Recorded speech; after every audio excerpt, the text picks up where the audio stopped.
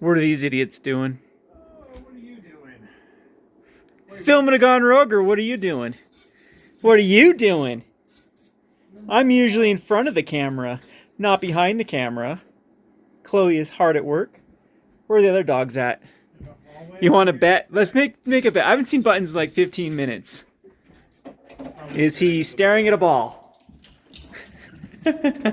He's trying to stare at a ball, but Bruce is harassing him. He'll be out here all day.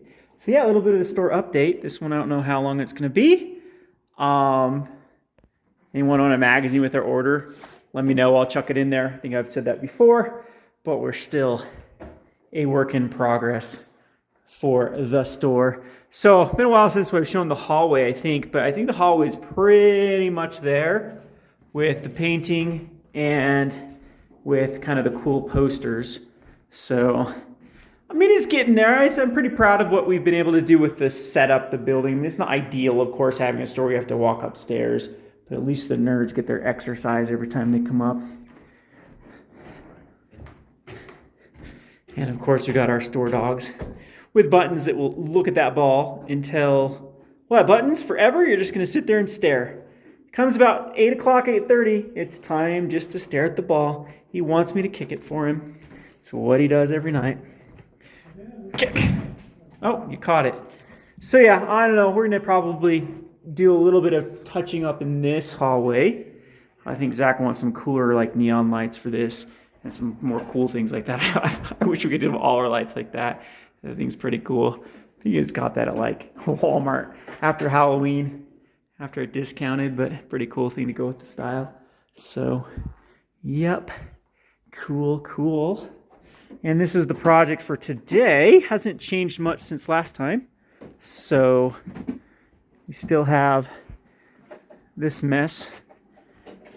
The whole point of this was to declutter. Now we're recluttering back up. What else we get in here for some Batman? And I kind of like these sleeves from Dragon Shields, except they're so expensive just to have branding. These suckers they're not cheap. They're like, are these like $25 or even more, Zach? How much are these stupid things? They're expensive. Those ones, yeah, I thought they were like my cost $16. It's expensive. These suckers are expensive. So I don't know. So what else do we got here with going on? I know there's a new Dragon Shield color that came in too, with the Midnight Blue, and I know they're coming out with 3 other new colors like Valor. They're named all weird. I don't know if they're dual mats, because usually they name the dual mats all weird instead of like calling it a specific color. But yeah, there's more of those coming out. So yeah. Oh yeah, this is what we did yesterday. We started to do Gone Roger, but then we're like, you saw the mess the day before. We got it. We got it done. So it's all organized. We're like, wow, we'll have more space for new sets. No, in fact, a lot of legacy sets need to somehow be crammed into here and here.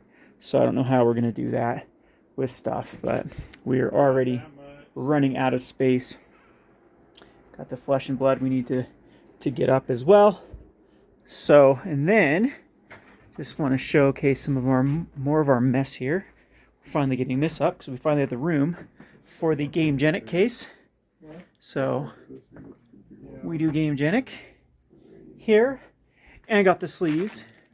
This is all the different types of sleeves that we have to offer at the moment. Still, we got tons of sleeves. And we're running out of, man, it's funny how we've noticed this too with both of us kind of wung this whole starting a store thing, but it matters so much where things are displayed. We used to have bundles kind of packed in a corner, and they sold.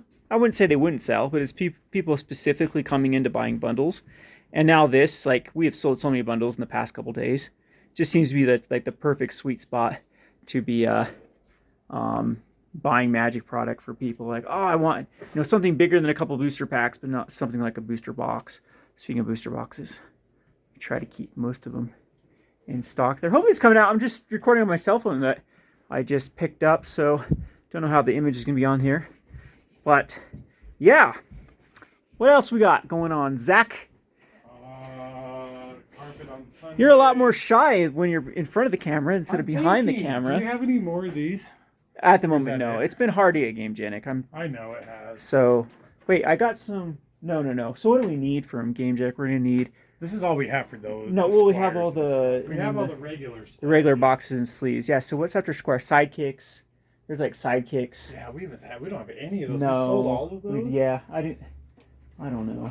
It's a mess over here. This is where the board games are going to go again, but we're trying to figure out how we want to set it up. I got like family games, strategy games, party games, something like that. The main reason we had to do all this is just to dust everything. Yeah. Dice will go over here by the Warhammer. It's still kind of not the best setup ever. There will be an end table here, like a kiosk and end table for checkouts. We got Zach's kind of order station for cards. This is still kind of the breadwinner. For now, you're going to get me going on a massive rant, which again, I need to get a market video done and get that market channel revived. Unfortunately, my whole problem is with the mass overprinting. I think the day of reckoning is coming with Magic the Gathering. So I was doing some research, just some price data research on cards. Not only are the reprints just so, even Ragavan getting a reprint, or Dockside Extortionist, which I think are too soon for those type of cards. But I was looking at historical data of things like Double Masters, not Double Masters, more like Modern Masters 2017, or my Pokemon is from there. Modern Masters 17, Modern Masters 2015, Modern Masters Original, and those type of sets that really should be going back up in value. They've all crashed. I'm not talking about the sealed price. I'm talking about the contents of them. If you actually look at Modern Masters 2017 and how wonderful it was, remember that was considered one of the best sets ever printed because people had fetch lands, had Lilianas, had Tarmogoyfs, had it didn't have like Karn Liberated in it, like a lot of like high powered reprints in it, and now it is halved in value of the contents of them. Because a lot of things got reprinted, like Jumpstart Karn, Liliana in a standard set, fetch lands printed over and over again. And this room's still a massive mess in here with organization. But it's just, I was looking at even like the common and uncommon slot where there's one common that's worth anything and a couple of uncommons. Remember when that set came out, everyone was just like, oh man, the common slot and the uncommon slot was so good. And that was the same thing like conspiracy sets and Battle Bond. And that is the problem we're having with these massive reprints in things like Jumpstarts and things like commander decks coming out, is the uncommon slots especially, which used to add value, or even foil slots used to add value to these older sets, have become completely crushed and just destroyed the value. And it's just a warning sign that I think the Magic the Gathering is just running on fumes. I think that it's just, they keep pushing this FOMO, like, Double Masters. Then, of course, Double Masters 2022. It was Ultimate Masters first. So they had to outdo Ultimate Masters. And now we saw it with, like, Commander Master it's Commander Masters that's coming out, and the Universes Beyond, and all these things that are pushing the envelope even more, creating more of it, trying to create more value per set, and having massive power creep at the same time. And it's just pushed these older products. And what we're starting to see is the new products are pushing out all the old products, which is bad kind of news for Wizards of the Coast and Magic, because what used to be so awesome about Magic the Gathering was how old products used to go up in value, and it made people feel good about their purchases, and it led to people having faith in their future purchases actually, not just holding value, but holding in as far as like power creep is concerned. And now we're at the point, it's like, wow, maybe I should just skip like a year and come back and buy everything at either a discount or buy everything at a power creep. So I don't know. I need to talk more in detail with it. We had some videos of other YouTubers come out with like Funko Pops going under, which is I'm not calling Magic the Gathering Funko Pops, but I am saying that it is going to struggle from the same thing with the influx of money that came in and boredom during the pandemic, and everyone and their dog thinking they can be resellers for the game. So anyway, that is a topic that we need to do for another day. I know I'm just kind of rambling and showing my messy store, but yeah, we're still doing good here with it. We had a full house for Pokemon today. All of these tables at least full of yappy kids playing the Pokemon and whatnot. So everything's going good, at least on this end. Like even with Magic too, if you look at like turn-in attendance and stuff, it's still very good. It's still very strong. So not saying the game is in bad shape as far as that is concerned. It literally, the bad shape of Magic the Gathering all rests on Wizards of the Coast nonsense of not adjusting to post-pandemic numbers. And that's the whole thing, is they refuse to see the writing on the wall that we were in a speculative bubble, that so much money was going towards hoarders, the crypto bros that got in, all these people that thought they could be stores.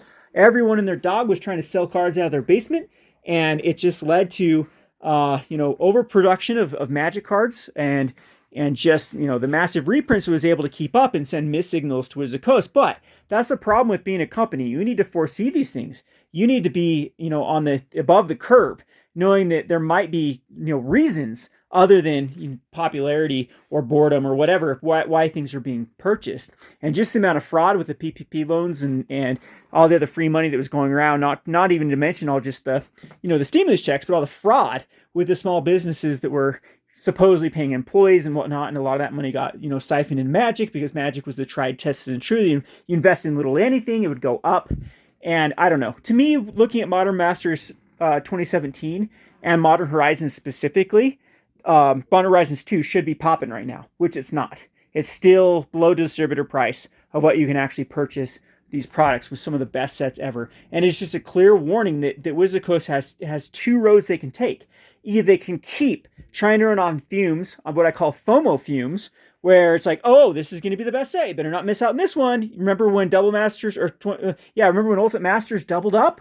You don't want to miss this with Lord of the Rings. It might be a short supply, so everyone better buy. That type of stuff. Well, fumes, running on fumes that you must purchase or miss out, the FOMO.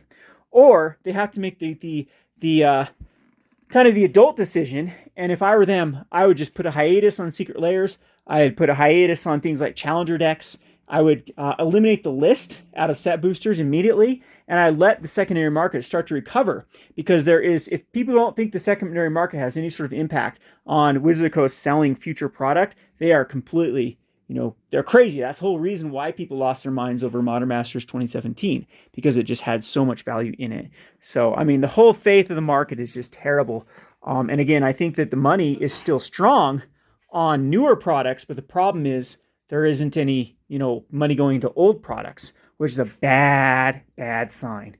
That should kind of be the opposite. That's one of the things about collectability, is that the older products, they age like fine wine rather than, rot like, produce, like the fruit section. And that's kind of where we're at with Magic. It's more of that fruit product rather than the wine, where things like Modern Masters 2017 are just pathetic products now. Anyway, I've rambled for long enough. I just kind of wandered around the store with this one, want to get a video out. Hopefully this video finds you well. I think that we're still the best game ever. This is Pioneer's very diverse right now. Modern's okay. I don't like it, but I mean, it's still strong for what it does. Standard's in a good shape, which is a lot different from Standards of yesteryears. So Magic as a whole, still pretty good. It's doing great in the scope of how bad could go with these terrible decisions. So hopefully they get their act together. Unfortunately, I think that they're just gonna have to learn the hard way with the FOMO fumes and the more and more bad decisions and the pressure of them to continue to create better and better products, which is just a bad sign. Look at my league. Look at that one loss. Screw you, Mike. You ruined my win streak. All right, guys. See you later.